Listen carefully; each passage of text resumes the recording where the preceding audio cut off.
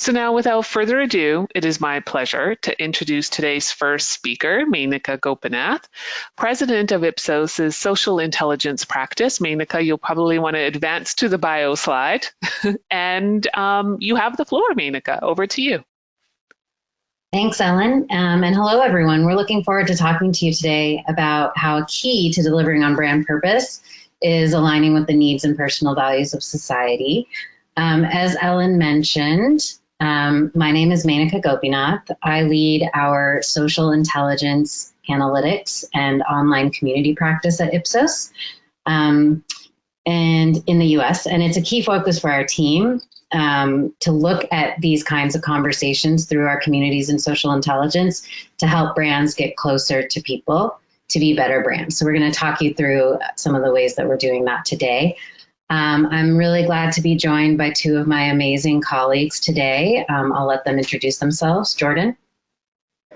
Hi, I'm Jordan Massa, and I am a senior director working on our social intelligence team with Maynika and Mo. And I'm excited to be sharing some of these findings today out of our social listening, as we've been tracking a lot of these conversations around purpose and over the past year. Hi everyone, I'm Mo. As a human-centered researcher in Ipsos social intelligence practice and a social innovator at heart, and it's really my pleasure to be here joined by my fellow social innovators, Maynika and Jordan, to share with you what we have learned about brand purpose through the lens of personal values. Thanks, Mo. So hopefully, as you'll hear us as we talk through this, we're all very passionate about the topic. And we're going to cover 4 areas today. First, we're going to look at why brand purpose matters. I think a lot of us might think this is a no-brainer, those of us presenting this webinar included. But it's also become an overused term. So we want to dig into that quickly and give some context behind that. Next, we'll look at the connection of brand purpose with personal values, which is really the core of our presentation today.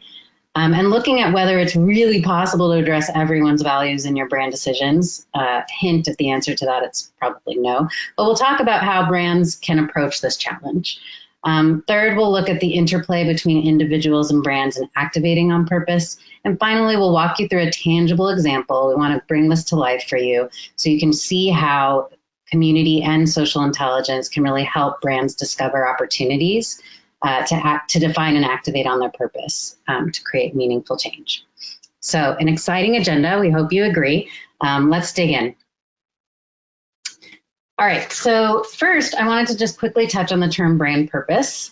So Simon Sinek, who many of you might already know, did a TED Talk back in 2009 called What is Your Why? And while he probably wasn't the first person to use the term brand purpose, this TED Talk really succinctly presented the importance of brand purpose. He noted that very few companies know why they do what they do, but people don't buy what you do. They buy why you do it. So he really talked about why a brand's why is not about making money. That's a result. And the why is your purpose. So how do you help organizations? How do we help brands figure out their why so that they can act, think, and communicate from the inside out? A decade later, the importance of brand purpose continued to build in prioritization at the highest levels of organizations. I think we can all agree that many businesses are now seeing that brand purpose truly does lead to the results as it relates to growth and profits. And in our Ipsos Corporate Reputation Council study, this was fielded in January of 2020, we saw that the large majority think that business does need to play a role in fixing society's problems. It is not solely the job of government. This was reiterated by the Business Roundtable, where they made that big announcement in 2019, shifting to stakeholder capitalism, not just focused on profits, but purpose as well. And as I mentioned earlier, the term purpose and brand purpose has kind of been overused. And it wasn't long before brands were getting called out for woke and purpose washing, the term woke washing famously quoted by Alan Jope from Unilever. And many brands kind of started using the language without committing to real change. And this point was reiterated again from our Corporate Reputation Council study, where we found that people felt that a lot of businesses are talking about in the language, but they're not doing a lot to actually commit to real change. So this is obviously unfortunate because ultimately we all want to think that we're pushing forward real change. So that's really what we're going to focus on today and how we can help to reveal that. But then 2020 came. We like to call this the year we woke up. COVID, racial justice, economic inequity, an increasingly divided society, all of us have lived through this, so we know this, presented very formative challenges for brands. And I could say that brand purpose had never been more important, or the lack of it more perilous. So what we saw that is the pandemic really served as a pressure test for stakeholder capitalism. It forced companies to think about human needs and put those needs first, from worker safety to customer support, and put that before even short-term profits. It brought forth the importance of employees, customers, and communities into sharper focus, while inspiring new ways to address societal needs through business capabilities. So with a society in widespread need, the impact of brands over government to create solutions and provide safety couldn't be ignored.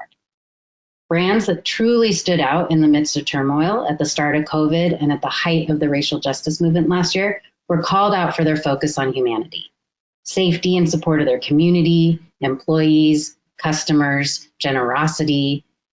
That was really what was standing out from people.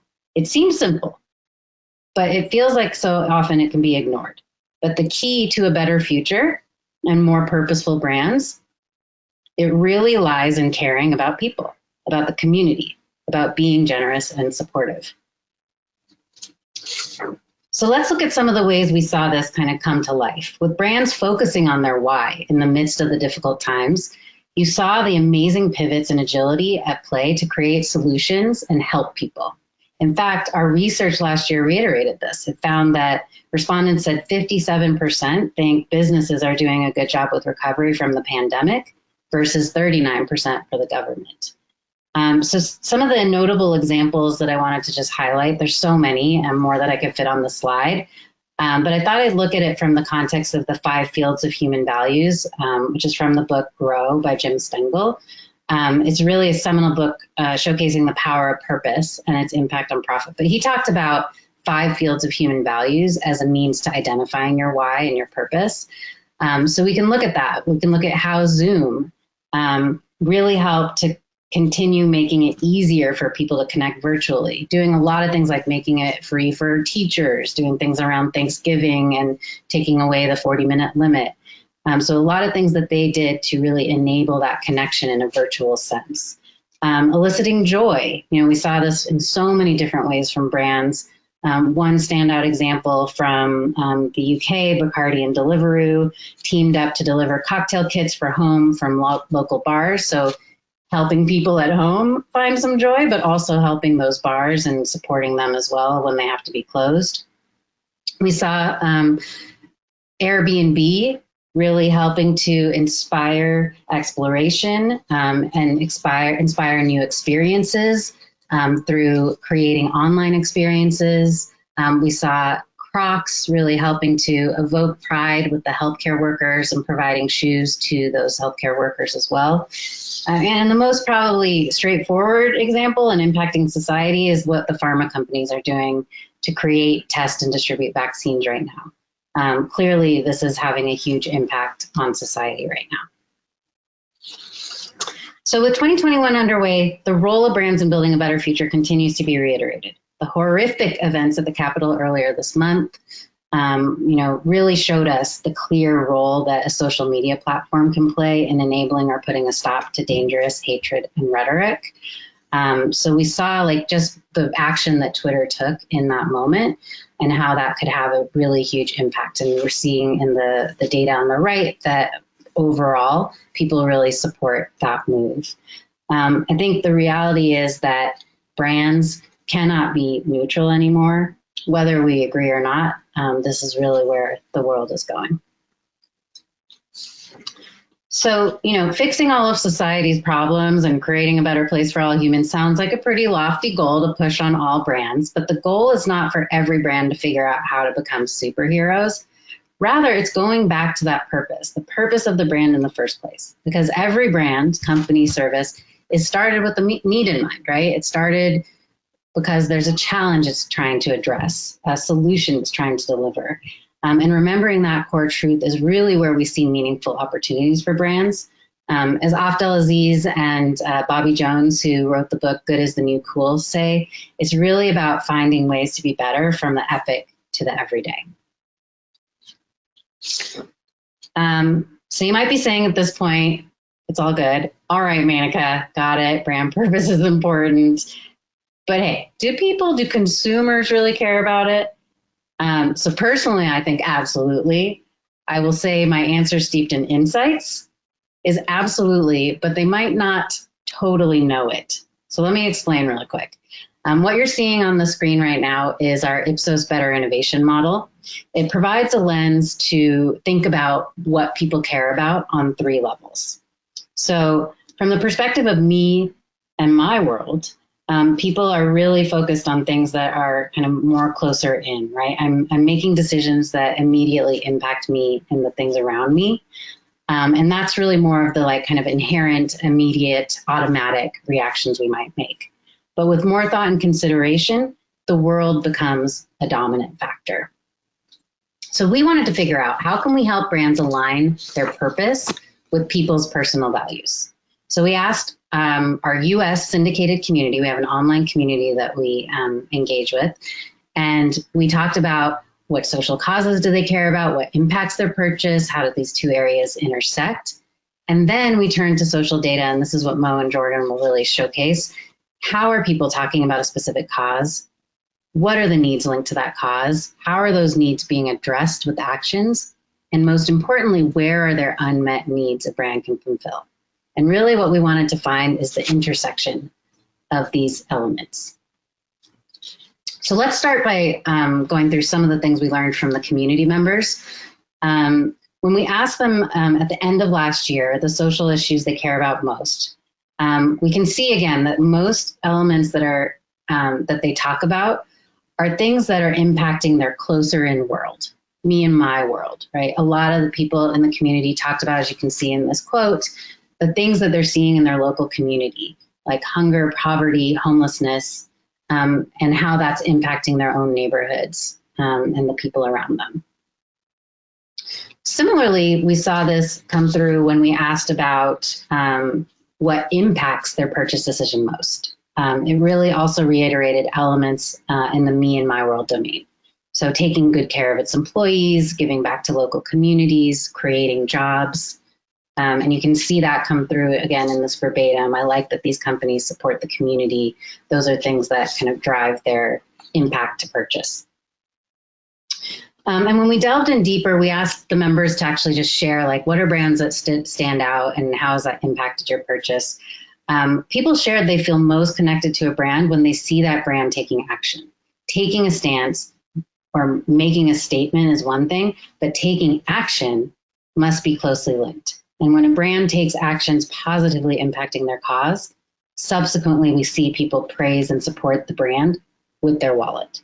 So specific actions called out by members, donations, governance, product innovation. And potentially the point seems obvious, and many of the brands here are not surprising to see in this context, but when we delve into this more deeply, we can start to reveal how this can really inform every brand and how they can align their purpose with action. So what you're seeing here is when we actually overlaid the causes people care about with what impacts purchase. So this is another view of the data points I already showed you. And what you can see here is what's clustering closer into the center are the more dominant versus those on the outer edges. So this kind of brand purpose landscape, as we're calling it, reiterates the point that I made earlier. For most of us, we are motivated by actions closer in to me and my world. and that you can see kind of the world, those outer edges. Those things are on people's minds. They're things that people talk about. But above all, people expect brands to take good care of its customers' employees. That's really what's at the center of it all. But we know, particularly for the younger generation, personal values are strongly linked to the needs of both me and my world, but also the world. And this is kind of shown through the data point I have up here right now. This is a recent study from our public affairs team where you can really clearly see with the younger generation, they are much more focused on social outcomes as critical to a better future over economic growth. So the fact is, every layer matters. Me, my world, the world. How it impacts all of us is really what's clear. And it all matters in the quest to work towards a better future together. While many people might not put the world top of mind in their decision-making process, in their more reflective moments, it creates a tinge of guilt, consideration, wonder, right? I think we can all say that we think about the implications for the world when we have that time to reflect. And so brands have such an amazing role to play in this better innovation journey, using their purpose to bridge personal values impacting me and my world with the broader needs of the world. So I'm going to hand it over to Mo, who's going to show us how our analysis reveals pathways to finding that intersection to align the me and we in your brand purpose. Mo? Thank you, Maynika. Next slide. The results Maynika have shared with us really bring to light that for most of us, when we make day-to-day decisions, we try to think fast, intuitively, and unconsciously with little energy and attention. Intuitively, we make decisions centered in me and my world because that is most known to us. So that's human nature. So to answer the question whether the path exists to connecting me and my world purpose to the world purpose, we asked our community members to think slowly and to tell us about all the causes that impacted their purchase decision. We drew connections between those causes selected together by each community member. All the connections that we drew reviewed this path map. This path map is showing us that while people might not proactively say racial justice impacts my purchase decision, their intuitive response focused on people's well-being and taking good care of employees links to the larger world realm. They do care about the impact their purchases have on the world if they actually give the decision enough attention. Since COVID has hit, the pandemic has had a disproportionate impact on the Black and Hispanic communities' well-being, and they are much more likely to be a frontline worker.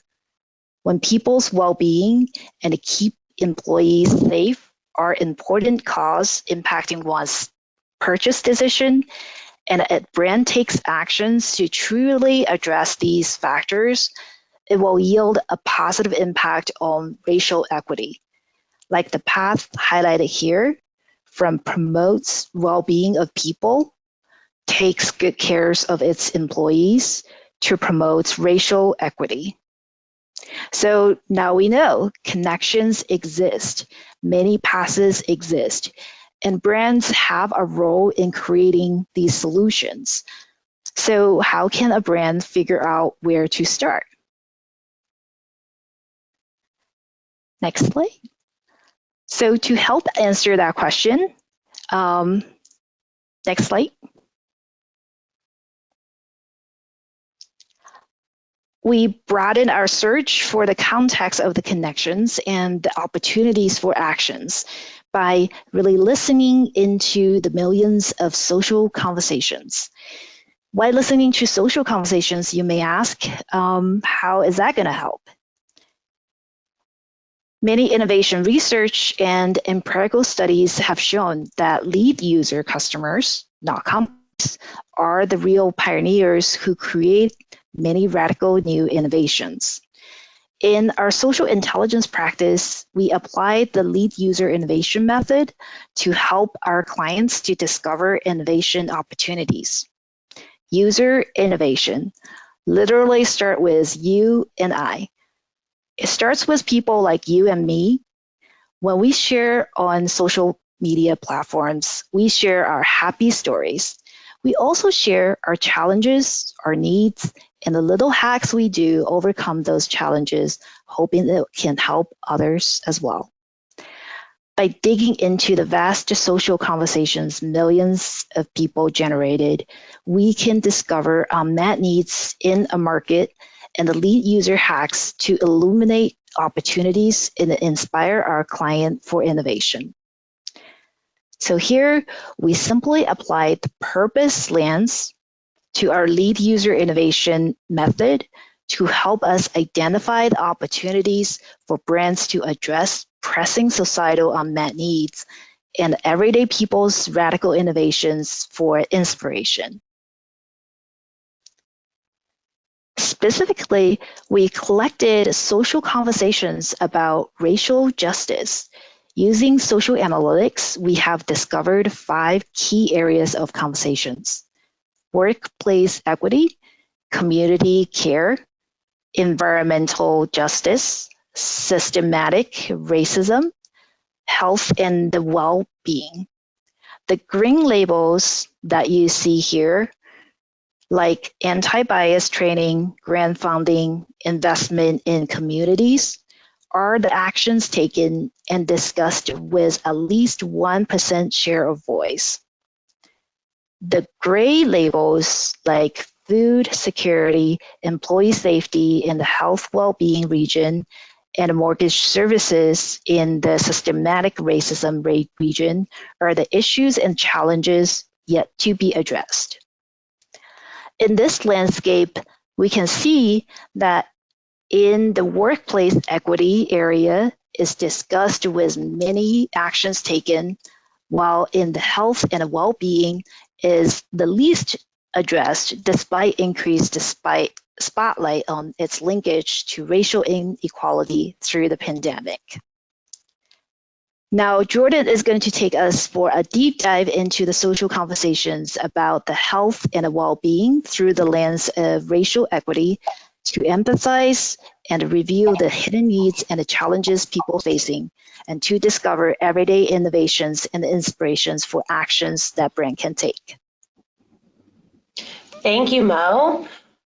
As Mo was just mentioning, social conversation does really showcase the myriad ways people have taken action this past year, from volunteering, providing information about causes, fundraising, or sharing personal stories about lived experiences. By double-clicking into this conversation, it reveals opportunities to deliver solutions that can make an impact. For example, one key area of opportunity in the racial equity conversation is COVID's disproportionate impact on Black and Brown communities.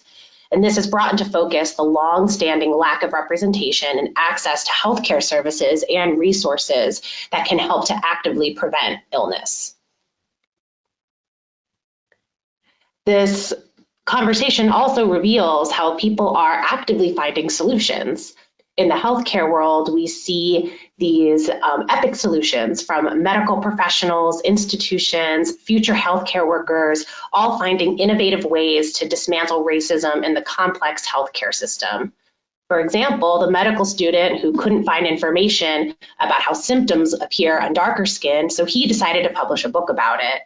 Or James Lott, a medical professional who found similar racial disparities in the treatments for opioid addiction, where the African American community is less likely to be prescribed and receive medication to treat recovery, which led him to create Script Health, a public benefit corporation and secure pharmacy service that provides easy access to essential and life-saving medications, including treatments for battling addiction. However, these solutions are not only rooted in the healthcare system. Impacts can also be made in everyday solutions that can ladder up to general health and well-being. For example, the simple pleasure of finding joy can be elusive for marginalized groups. The hashtag Black Joy has garnered almost 300,000 posts on Instagram and really highlights the importance of creating moments that celebrate community, cultural milestones, or heritage, while creating space for a moment of peace that has an overall positive impact on the well-being of the community. This also showcases the importance of the mind and body connection of health and wellness, where holistic health really reflects both mental and physical fitness. The emotional impact of living through the unique stresses that marginalized groups deal with creates an even larger need to support their mental and emotional well-being, especially when resources are scarce. So opportunities for impact in health and wellness also extend to helping ensure daily needs are met. For instance, the COVID pandemic has worsened the food security issue that America already deals with. So the communities have started creating resources to combat these issues themselves through donation-based community fridges. These fridges are sponsored by local businesses and families and provides healthful food to those in need while shedding light on the lack of resources and education available to these groups.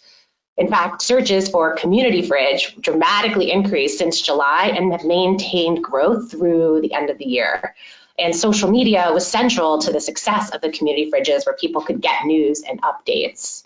Additional solutions highlight the need for greater resources and representation in these adjacent areas as well. Educational resources about urban farming empowers communities while shedding light on the lack of availability of fresh produce in food deserts, which disproportionately impact the BIPOC communities. While dietitians like Vanessa Rossetto bring awareness to the lack of representation in health and wellness, where 80% of dietitians are white. So as you can see, there are many ways to make an innovative impact as we just scratched the surface of ways to promote racial equity in the health and well-being space. And as the nation moves into the next phase of handling the pandemic, compliance and widespread vaccine administering is not just on the backs of the healthcare industry. Employers and retailers have a role to play in encouraging vaccines. Every brand has something at their disposal that they can uniquely bring to the conversation and activate on. Thanks, Jordan. So we're actually coming up to the end of our presentation today. If anyone has questions, you can use the Q&A feature, but I wanted to just quickly touch on kind of what does this mean for you as a brand? What are the opportunities that we could really help you with? Hopefully you saw through what we presented today that, they're using the unprompted voice of people in social conversation combined with collaborative discussions through our community capabilities is a great way to help you identify both where your purpose might lie, as well as identifying where there are opportunities to activate on that purpose. I think when I talk to a lot of clients, many of them are on different parts of that spectrum, right? Some might be still trying to really define what that looks like and what that purpose really means. And others are further down that process and are really trying to figure out how to activate on it in a meaningful way. And so really looking at that purpose landscape, identifying those hacks, the solutions that those lead users are already coming up with and where those might provide opportunities for you to activate, and then leveraging our community capabilities to really collaborate and co-create on how you kind of put those platforms out there are things that we'd love. As you can tell, we're very passionate about this to help you with. So I just wanted to end on this quote from one of our community members who said, "I feel good after I take action that supports my concerns in the world. We have to see into the future and know that our decision to do something today will be appreciated by the future generations." So we're really looking forward to working with all of you and finding those ways to provide solutions and activate on them to help me, my world, and the world. Thanks so much. Ellen, I think we don't really have any questions, so we can probably just wrap up if that's good with you. Yeah, it looks like we've had a lot of great comments saying wonderful presentation, and that is absolutely true. Thank you, Maynika, Jordan, and Mo, for today's wonderful presentation. And thank you, everyone, for joining us. You will receive an email with a direct link to today's recorded presentation, and that should probably come through by tomorrow. And of course, please reach out to us if we can assist you with anything. That now concludes today's webinar. Have a wonderful day.